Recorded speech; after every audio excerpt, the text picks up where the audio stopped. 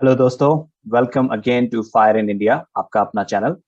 जो लोग मेरे चैनल से रेगुलरली जुड़े हुए हैं काफी समय से, उन्हें पता होगा कि मेरी एक फेवरेट स्ट्रैटेजी है जिसका नाम है share genius swing trading, short form में एसएसटी। ये video one of the most awaited videos में से है, क्योंकि आज मैं आपके लिए शेयर जीनियस स्विंग ट्रेडिंग का रिव्यू लेकर आया हूँ। पिछले साल अप्रैल से लेकर दिसंबर मंथ में क्या हुआ, 9 मंथ्स का ये रिव्यू है। तो इसमें हम आज क्या करने वाले हैं, आज के वीडियो में सबसे पहले हम परफॉर्मेंस रिव्यू करेंगे एसएसटी का, इस पीरियड के लिए जो मैंने आपको बताया। उसके बाद मैं कुछ टॉप एफएक्यूज के आंसर दूंगा जो मेरे टेलीग्राम चैनल पे, जो कमेंट्स में बहुत बहुत बार पूछे जाते हैं, बार बार पूछे जाते हैं, तो उनके आंसर्स मैं देने वाला हूं। उसके अलावा मैं आपको कुछ अपनी टिप्स देने वाला हूं जो मैंने ऑब्जर्व किया इस पिछले साल एसएसटी में। और उसके अलावा मैं आपको वो टूल्स बताने वाला हूं जो आपके एसएसटी के इन्वेस्टमेंट को और इजी करेंगे। अगर आपने मेरा चैनल रेगुलरली फॉलो करा है, एसएसटी की प्लेलिस्ट देखी है, तो आपको ऑलरेडी इन टूल्स के बारे में पता होगा। लेकिन कुछ और टूल्स हैं जो अपकमिंग हैं, कुछ और टूल्स हैं जो अभी रिसेंटली हमने ऐड किए हैं, तो सबको मैं समराइज करने वाला हूं यहाँ पे, ताकि अगर आप वो टूल्स ऑलरेडी यूज नहीं कर रहे हैं, आप उन्हें यूज करना स्टार्ट कर सकते हैं और एसएसटी को और भी स्मूथली एग्जीक्यूट कर सकते हैं। तो आइए सबसे पहले बात करते हैं परफॉर्मेंस रिव्यू की। तो इसके लिए सबसे पहले मैं थैंक यू बोलना चाहूंगा रोहन हैंसटैक को, जो कि मेरे टेलीग्राम ग्रुप के एक बहुत ही प्रोमिनेंट और बहुत ही नॉलेजेबल पर्सन है, जो हर किसी की हेल्प करते रहते हैं टेलीग्राम चैनल पे। अगर आप मेरे टेलीग्राम चैनल से जुड़ना चाहते हैं तो उसका लिंक मैं डिस्क्रिप्शन में दे दूंगा। प्लीज जुड़ने के बाद पिन मैसेजेस जरूर पढ़ लें, ताकि आपको रूल्स के बारे में पता हो, और उसके बाद अपने क्वेश्चंस पूछ सकते हैं। और क्वेश्चन सिर्फ मेरे या महेश सर की स्ट्रेटजीज के ऊपर होते हैं जिन पे मैंने वीडियोस बनाए हुए हैं। तो मैं रोहन को क्यों थैंक यू बोल रहा हूँ इस वीडियो में, क्योंकि रोहन एक कंसिस्टेंट एसएसटी ट्रेडर रहे हैं पिछले साल अप्रैल से लेके अभी तक। मैं अपना डेटा भी यूज कर सकता था, लेकिन मेरे बहुत सारे एक्सपेरिमेंट्स चलते रहते हैं, मेरे बहुत सारे ऑब्जर्वेशन के हिसाब से मैं चेंजेस करता रहता हूं, तो मैंने कंसिस्टेंटली एक ही तरह से एसएसटी में इन्वेस्ट नहीं किया। मैं नई नई चीजें ट्राई करता रहा, जो कि मैं आगे आपको बताऊंगा भी। लेकिन रोहन ने एक फिक्स रूल रखे और उन्हीं पे कंसिस्टेंटली इन्वेस्ट किया। तो फिक्स रूल रखने पे, कंसिस्टेंटली इन्वेस्ट करने पे क्या रिजल्ट्स आए, उसके लिए मैंने उनका डेटा यूज किया, और उसी के बेसिस पे मैं आज आपको रिव्यू बताने वाला हूँ, रिजल्ट्स बताने वाला हूँ। और जो लोग रोहन को जानते हैं नाम से टेलीग्राम चैनल के थ्रू, उनके लिए आज उनका चेहरा ये देखिए, ये है हमारे रोहन जी। और इनका सेकंड पैशन है, पहला पैशन है इनका स्टॉक मार्केट, सेकंड पैशन है इनका बाइक राइडिंग। तो अपनी कूल बाइक पे ये यहाँ विराजमान है। तो थैंक यू रोहन जी, अपना डेटा मुझे प्रोवाइड करने के लिए और हमेशा की तरह टेलीग्राम पे सबको हेल्प करने के लिए। तो अब बात करते हैं क्या रूल्स रोहन जी ने फॉलो किए थे, जिसके हिसाब से वो इन्वेस्ट कर रहे थे पिछले साल अप्रैल से लेकर दिसंबर तक, और अभी भी उसी रूल से कर रहे हैं। लेकिन डेटा सिर्फ मैंने दिसंबर 2021 एंड तक का लिया है। तो वो एंट्री लेते हैं जब भी निफ्टी 100 के स्टॉक्स में एसएसटी का सिग्नल आता है। कुछ उन्होंने शुरू में ईटीएफ्स में भी किए थे। तो ये जो डेटा है मोस्टली निफ्टी 100 स्टॉक्स का है और कुछ ईटीएफ्स का भी है। और एंट्री लेने के लिए वो इन्वेस्टमेंट हर एक ट्रांजैक्शन में कर रहे थे लगभग 15,000 रुपए। ठीक है, यानी कि अगर उन्होंने पहला बाय किया 15,000, फिर से उसमें एसएसटी सिग्नल आ गया सेम स्टॉक में, फिर से वो 15,000, यानी कि दो बाइज में 30,000, और तीसरा सिग्नल भी आ गया तो 45,000। तो इस तरह से हर इन्वेस्टमेंट में 15,000 इन्वेस्ट कर रहे थे। और एवरेजिंग वो कब कर रहे थे, जब जब सिग्नल आ रहा था। वो किसी 10% डाउनफॉल या 20% डाउनफॉल ऐसे कुछ वेट नहीं कर रहे थे। जैसे ही एसएसटी का सिग्नल आया उन्होंने खरीदा। फिर उस स्टॉक ने 20 डे लो को टच किया और फिर एसएसटी का सिग्नल आया बाय करने का, उन्होंने फिर खरीदा, बिना ये देखे कि उनका पिछला बाय प्राइस क्या नीचे था, क्या सेम था या फिर ऊपर था। नहीं, उन्होंने खरीद लिया। तो ये रूल उन्होंने फॉलो किया। हाँ, थोड़ा सा उन्होंने ट्वीक किया है, 3 बाय करने के बाद चौथे बाय में उन्होंने अपना इन्वेस्टमेंट अमाउंट 50% कर दिया। तो 15,000 था पहले 3 बाइज के लिए हर एक ट्रांजैक्शन में, लेकिन फोर्थ बाय ऑनवर्ड्स वो 7,500 ही इन्वेस्ट कर रहे थे। थोड़ी देर में आपको बताऊंगा कि एवरेजिंग की क्या फ्रीक्वेंसी रहती है, कितने स्टॉक्स में कितनी बार एवरेज करना पड़ा, ताकि इसका भी आपको आइडिया हो जाएगा कि कितना इन्वेस्ट करना पड़ता है और कितनी बार एवरेजिंग करनी पड़ सकती है। और फिर प्रॉफिट बुकिंग के लिए वो फॉलो कर रहे थे 10%, 8%, 6% रूल, यानी कि पहला बाय अगर 10% प्रॉफिट दे दे वो पूरा बुक कर लेते थे। अगर 2 बाय हो गए तो वो 8% एवरेज प्राइस पे जब प्रॉफिट आ जाए तो बुक करके पूरा सारे यूनिट्स बेच के निकल जाते थे। और तीसरे बाय में 6% तक वेट करके वो निकल जाते थे। उसके अलावा भी उन्होंने कुछ ट्वीक्स किए, लेकिन वहां तक बहुत ही रेयर केसेस में गए हैं, तो उनके बारे में मैं बात नहीं करूंगा, वो नेग्लिजिबल है। ओके, अब फाइनल रिजल्ट्स देखने के पहले मैं आपको जरा एक आइडिया दे दूं कि इस पीरियड में निफ्टी 100 का चार्ट कैसा रहा। चार्ट से हमें ये आइडिया होता है कि अप ट्रेंड में रहा, कब साइडवेज रहा, कब डाउन ट्रेंड में रहा। तो ये चार्ट है मार्च के पीरियड से लेकर दिसंबर तक का, पिछले साल 2021, जिस पीरियड का मैं रिव्यू कर रहा हूँ। और नीचे आप जो देख रहे हैं वो है रोहन जी के जीरोधा के रिजल्ट्स। वहां से स्क्रीनशॉट लिया है हमने प्रॉफिट एंड लॉस वाले सेक्शन का। तो जहां जहां आप ग्रीन देख रहे हैं वहां प्रॉफिट बुक हुआ था, और रेड में कुछ नहीं, यानी कि लॉस कभी बुक नहीं हुआ, क्योंकि इस स्ट्रेटजी में हम लॉस बुक नहीं करते, इसलिए कोई रेड मार्क नहीं है उनके कैलेंडर पे। तो अगर उन्होंने जीरोधा का 60-डे चैलेंज लिया होता तो हर बार जीते होते।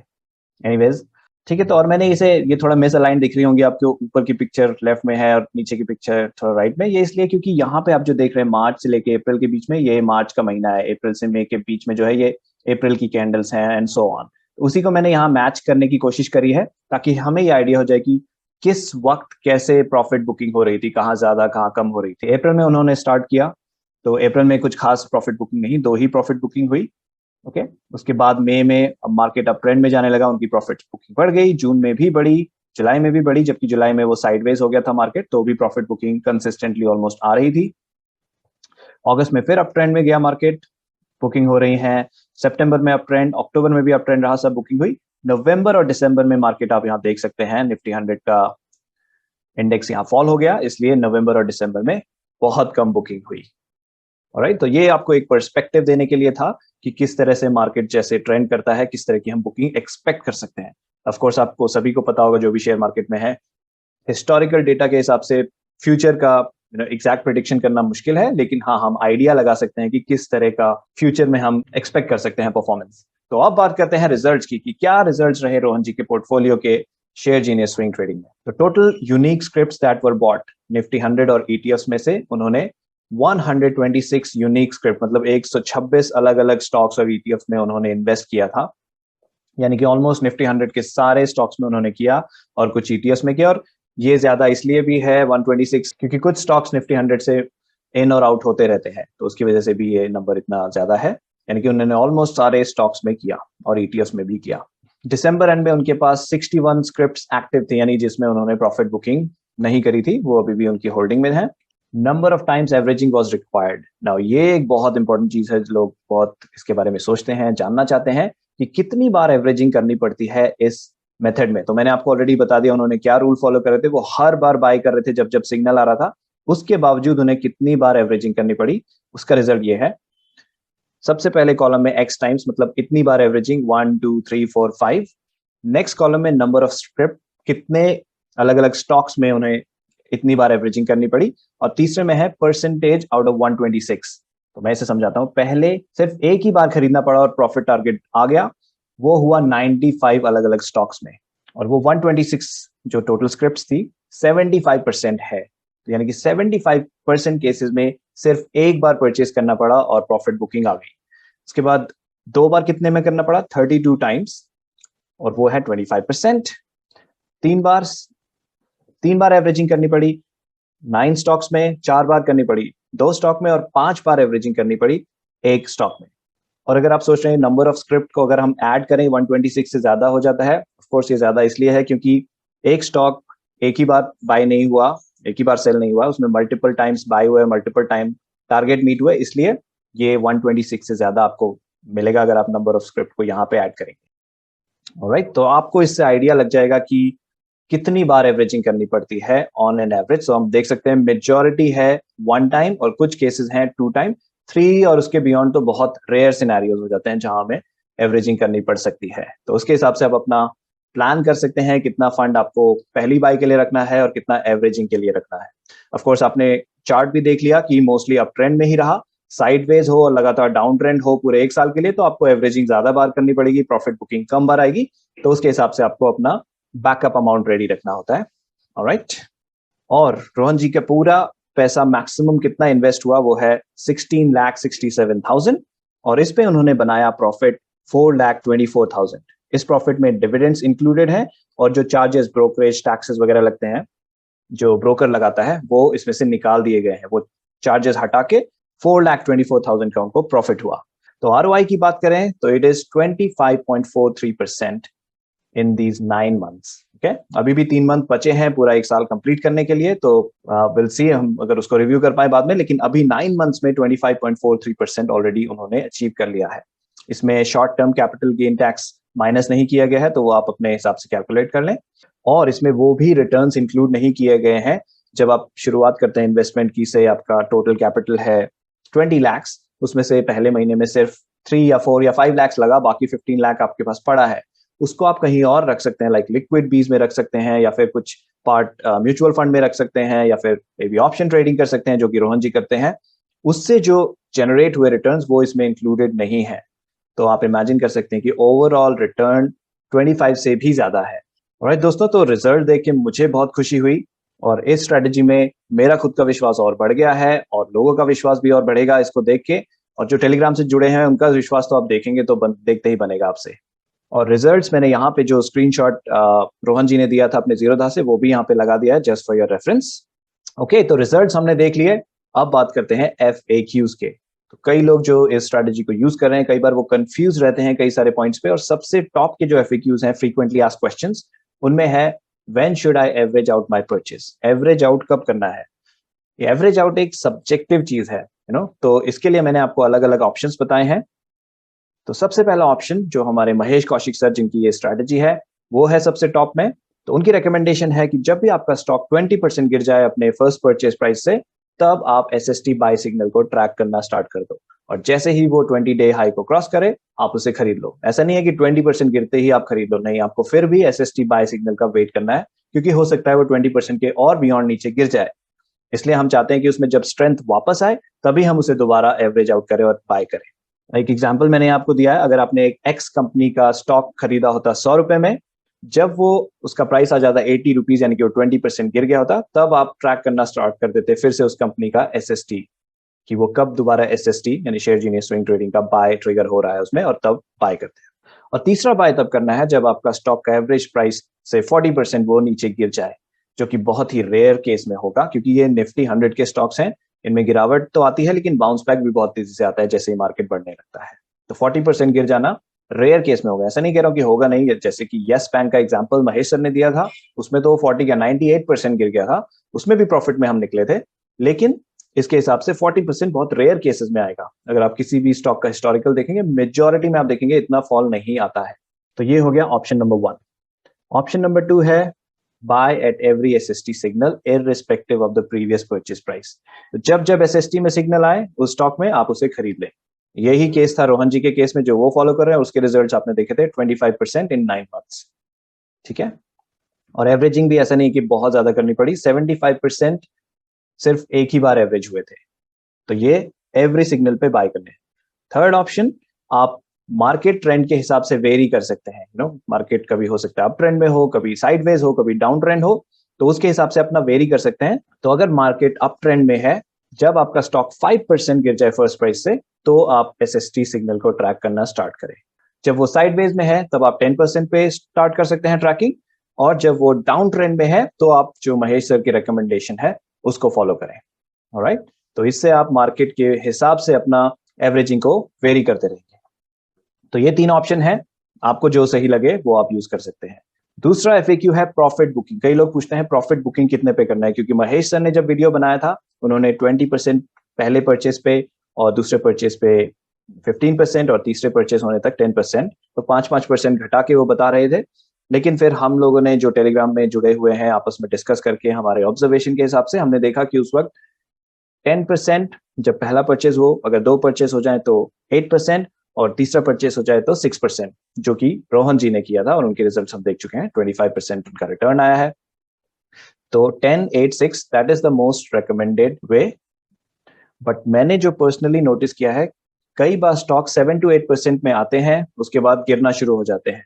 तो आप क्या कर सकते हैं, अगर आपको डर है कि 7%, 8% आने के बाद वो गिर जाए और मैं लूज कर दूं वो अपॉर्चुनिटी, तो आप 7% आने पे ट्रेलिंग स्टॉप लॉस लगा सकते हैं 1% डिफरेंस का, यानी कि जब वो 7% पे हो तो उसका देखिए 6% का प्राइस क्या है, और उसका GTT ऑर्डर बना दीजिए। जैसे ही वो 6% पे आएगा आपका स्टॉक बिक जाएगा अगर वो नीचे गिरता है। अगर वो ऊपर ही बढ़ रहा है तो आप जब वो 8% पे जाए तो आप ट्रेलिंग स्टॉप लॉस को 7% कर दीजिए। तो ट्रेलिंग स्टॉप लॉस को आप चेंज करते रहिए जैसे जैसे वो ऊपर जा रहा है, और ये आपको बेस्ट रिजल्ट देगा आपके मनी रोटेशन में। अगेन ये चीजें बहुत सब्जेक्टिव हैं, ऐसा नहीं है कि हार्ड ऑन स्टोन लिखा है कि ऐसा ही करना है।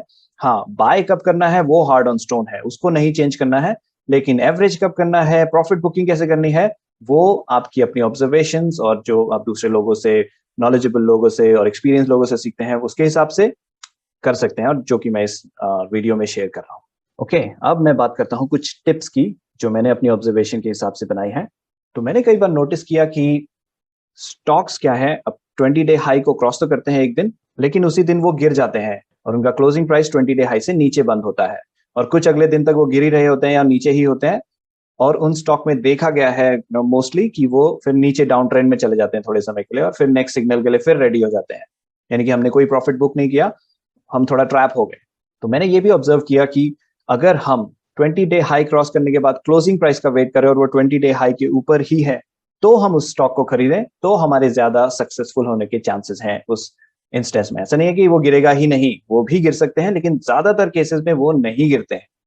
ठीक है, तो मेरी ये पहली टिप है कि आप जब वो 20 डे हाई क्रॉस हो जाए उसके बाद खरीदें। Again let me remind you, Rohan ji ने ऐसा नहीं किया था, वो जैसे ही डेली बेसिस पे 20 डे हाई क्रॉस करा था वो खरीद ले रहे थे जीटीटी लगा के, वो क्लोजिंग प्राइस का वेट नहीं कर रहे थे। लेकिन मेरे ऑब्जर्वेशन के हिसाब से ये आप कर सकते हैं अगर आप थोड़ा सेफ खेलना चाहते हैं, अपने आप को ट्रैप नहीं महसूस करना चाहते हैं। कुछ एग्जांपल्स मैंने यहाँ पे दिए हैं, आप ये जाके चेक कर सकते हैं चार्ट्स में। लाइक ग्लैंड का एसएससी सिग्नल जो 17 सितंबर को आया था, उसमें वो 20 डे हाई को उसने क्रॉस किया। मैं आपको ये दिखाता हूँ चार्ट पे। ओके, तो ये ग्लैंड है और डेट है 17 सितंबर जो हमें चेक करनी है। ऑलराइट, तो 17 सितंबर यहाँ पे ये 20 डे हाई के ऊपर गया, देख सकते हैं आप। ये ब्लू लाइन अभी मैं आपको बताऊंगा, ये blue line, red line, green line कहाँ से आ रही है, ये आगे वीडियो में आने वाला है, ये टूल कैसे यूज करना है। यहाँ पे इसने क्रॉस किया और उसके बाद वो क्लोज नहीं हुआ उसके ऊपर, और नीचे गिरा, नीचे गिरा, नीचे गिरा, काफी नीचे गिरा। एक और एग्जाम्पल मैंने आपको बताया है यहाँ पे, कैडिला HC 23 सितंबर का, आप खुद चेक करिएगा चार्ट पर और देखिएगा वहां पे भी ऐसा हुआ था। तो कई मेजॉरिटी इंस्टेंसेस मैंने ऐसे ही देखे हैं जहां पे वो 20 डे हाई के ऊपर क्लोज नहीं हुआ, हमने उसे खरीद लिया, वो फिर नीचे गिर रहा होता है कुछ अगले दिनों तक, और फिर नया उसमें बाय सिग्नल भी आने लग जाता है। तो अगर आप इस टिप को फॉलो करते हैं, आप थोड़ा सा महंगा खरीदेंगे ऑफ कोर्स, क्योंकि आप वेट करेंगे उसके क्लोज प्राइस को 20 डे हाई से ऊपर जाने का, तब खरीदेंगे, आप बच जाएंगे, आप कम ट्रैप होंगे। दूसरी टिप वो मैं ऑलरेडी आपको पीछे बता चुका हूँ कि 7 to 8% पे आने के बाद वो नीचे गिर जाते हैं, तो आप ट्रेलिंग स्टॉप लॉस लगा सकते हैं। राइट, अब मैं बात करना चाहूंगा कुछ टूल्स की जो कि हम एसएसटी इन्वेस्टमेंट को आसान बनाने के लिए यूज कर सकते हैं और इजीली इंप्लीमेंट कर सकते हैं ऑन अ डेली बेसिस। सबसे पहला टूल है fully automated NSC based SST sheet. तो रिसेंटली मैंने इस पे एक वीडियो बनाया था, उसका डिस्क्रिप्शन में मैं आपको लिंक दे दूंगा।